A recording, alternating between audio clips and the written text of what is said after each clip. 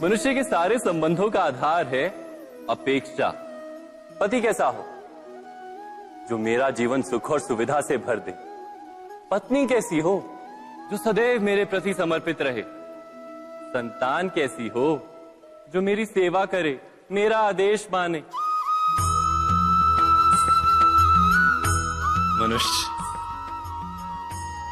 मनुष्य उसी को प्रेम भी कर पाता है जो उसकी अपेक्षा पूर्ण करता है। और अपेक्षा की तो नियति है भंग होना। कैसे? क्योंकि अपेक्षा मनुष्य के मस्तिष्क में जन्म लेती है। कोई अन्य व्यक्ति उसकी अपेक्षाओं के बारे में जान ही नहीं पाता। पूर्ण करने की प्रामाणिक इच्छा हो तब भी कोई मनुष्य किसी की अपेक्षाओं को पूर्ण नहीं कर पाता। और वहां से जन्म लेता है संघर्ष। सारे संबंध संघर्ष में परिवर्तित हो जाते। पर मनुष्य अपेक्षा को संबंध का आधार ना बनाए और स्वीकार करे केवल संबंध का आधार, तो क्या ये जीवन स्वयमेव सुख और शांति से नहीं भर जाएगा? स्वयं विचार कीजिएगा। निर्बलता अवश्य होती। जैसे कोई बहुत तेजी से दौड़ नहीं पाता तो कोई अधिक भार नहीं उठा पाता। कोई असाध्य रोग से पीड़ित रहता है तो कोई पढ़े हुए पाठों को स्मरण में नहीं रख पाता। ऐसे अनेकों उदाहरण और भी हैं। क्या आप किसी ऐसे व्यक्ति को जानते हैं जिसे सब कुछ प्राप्त हो और हम जीवन की उस एक निर्बलता को जीवन का केंद्र मानकर जीते हैं? इस कारणवश हृदय में दुख और असंतोष रहता है सदा। निर्बलता मनुष्य को जन्म से अथवा संजोग से प्राप्त होती है, किंतु उस निर्बलता को मनुष्य का मन अपनी मर्यादा बना लेता है। किंतु कुछ व्यक्ति ऐसे भी होते हैं जो अपने पुरुषार्थ और श्रम से उस निर्बलता को पराजित कर देते हैं। क्या भेद है उनमें और अन्य लोगों में? क्या आपने कभी विचार किया है? सरल सा उत्तर है इसका। जो व्यक्ति निर्बलता से पराजित नहीं होता, जो पुरुषार्थ करने का साहस रखता है हृदय में, वो निर्बलता को पार कर जाता है। अर्थात निर्बलता अवश्य ईश्वर देता है, किंतु मर्यादा मनुष्य का मन ही निर्मित करता है। स्वयं विचार कीजिए। मनुष्य के हृदय में भय का साम्राज्य रहता है सदा। कभी संपत्ति के नाश का भय, कभी अपमान का भय, कभी अपनों से छूट जाने का भय। इसीलिए भय का होना सबको स्वाभाविक ही लगता है। क्या कभी विचार किया है, जो स्थिति अथवा वस्तु भय को जन्म देती है, क्या वहीं से वास्तव में दुख आता है? नहीं, ऐसा तो कोई नियम नहीं। और सबका अनुभव तो ये बताता है कि भय धारण करने से भविष्य के दुख का निवारण नहीं होता।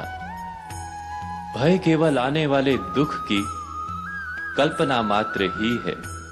वास्तविकता से इसका कोई संबंध नहीं है। तो क्या ये जानते हुए भी कि भय कुछ और नहीं, केवल कल्पना मात्र ही है, इससे मुक्त होकर निर्भय बन पाना क्या बहुत कठिन है? अवश्य विचार कीजिएगा। महत्वाकांक्षा, क्रोध, बैर, प्रतिशोध, यही सब आने वाली पीढ़ी की धरोहर बनते हैं। माता पिता अपनी संतानों को देना तो चाहते हैं समस्त विश्व का सुख, पर देते हैं अपनी पीड़ाओं की संपत्ति। देना चाहते हैं अमृत, पर साथ ही साथ विष का घड़ा भी भर देते हैं। आप विचार कीजिए, आपने अपनी संतानों को क्या दिया आज तक? अवश्य प्रेम, ज्ञान, संपत्ति आदि दिए, पर क्या साथ ही साथ उनके मन को मैल से भर देने वाले पूर्व ग्रह नहीं दिए? अच्छे बुरे की पूर्व निर्धारित व्याख्याएं नहीं दी? व्यक्ति का व्यक्ति के साथ, समाजों का समाजों के साथ, राष्ट्र का राष्ट्र के साथ संघर्ष क्या इन्हीं पूर्व ग्रहों से निर्मित नहीं होते?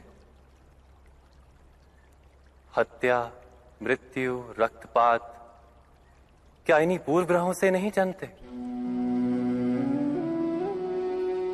अर्थात माता पिता अपनी संतानों को जन्म के साथ मृत्यु का दान भी देते हैं। प्रेम के प्रकाश के साथ साथ घृणा का अंधकार भी देते हैं, और अंधकार मन का, हृदय का हो या वास्तविक हो, उससे केवल भय प्राप्त होता है, केवल भय। स्वयं विचार कीजिए।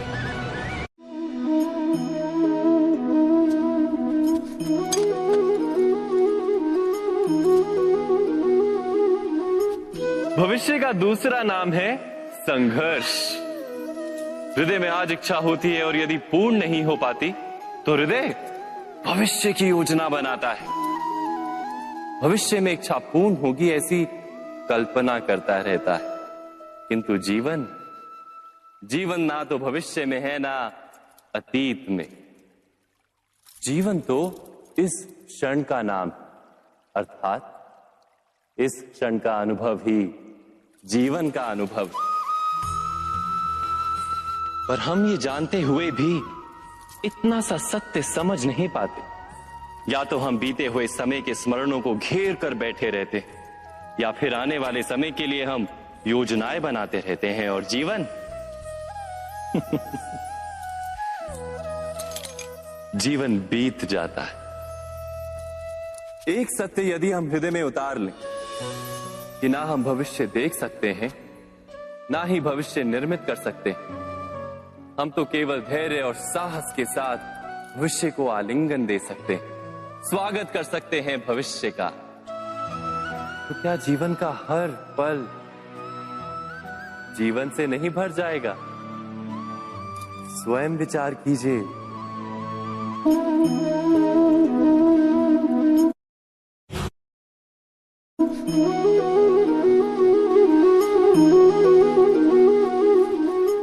संतानों के भविष्य को सुख से भरने का प्रयत्न करना, यही हर माता पिता का प्रथम कर्तव्य होता है, जिन्हें आप इस संसार में लाए और जिनके कर्मों से ये जगत आपका भी परिचय पाएगा भविष्य में।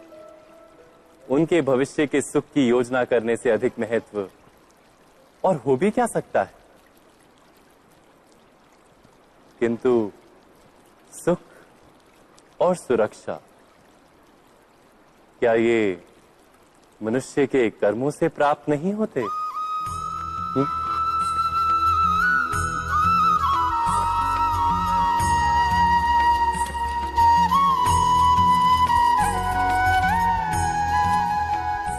माता पिता के दिए हुए अच्छे या बुरे संस्कार, उनकी दी हुई योग्य अथवा अयोग्य शिक्षा, क्या आज के सारे कर्मों का मूल नहीं? संस्कार और शिक्षा से बनता है मनुष्य का चरित्र। अर्थात माता पिता अपनी संतानों का जैसा चरित्र बनाते हैं, ऐसा ही बनता है उनका भविष्य। किंतु फिर भी अधिकतर माता पिता अपनी संतानों का भविष्य सुरक्षित करने की चिंता में उनका चरित्र निर्माण का कार्य भूल ही जाते हैं। वस्तुतः जो माता पिता अपनी संतानों के भविष्य की चिंता करते हैं, उनकी संतानों को कोई लाभ नहीं होता। किंतु जो माता पिता अपने संतानों के भविष्य की नहीं, उनके चरित्र का निर्माण करते हैं, उन संतानों की प्रशस्ति समस्त संसार करता है। स्वयं विचार कीजिए।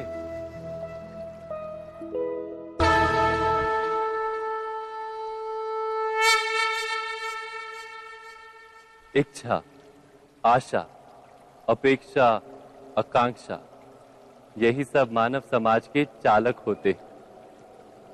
नहीं, यदि कोई आपसे पूछे कि आप कौन, तो आपका उत्तर क्या होगा? विचार कीजिए।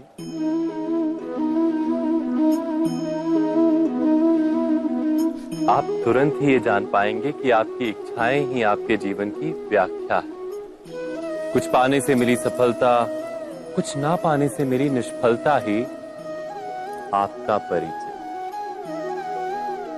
अधिकतर लोग ऐसे जीते हैं कि स्वयं भीतर से मरते रहते हैं, किंतु अपनी इच्छाओं को नहीं मार पाते। इच्छाएं उन्हें दौड़ाती हैं जिस प्रकार मृग तृष्णा मृग को दौड़ाती।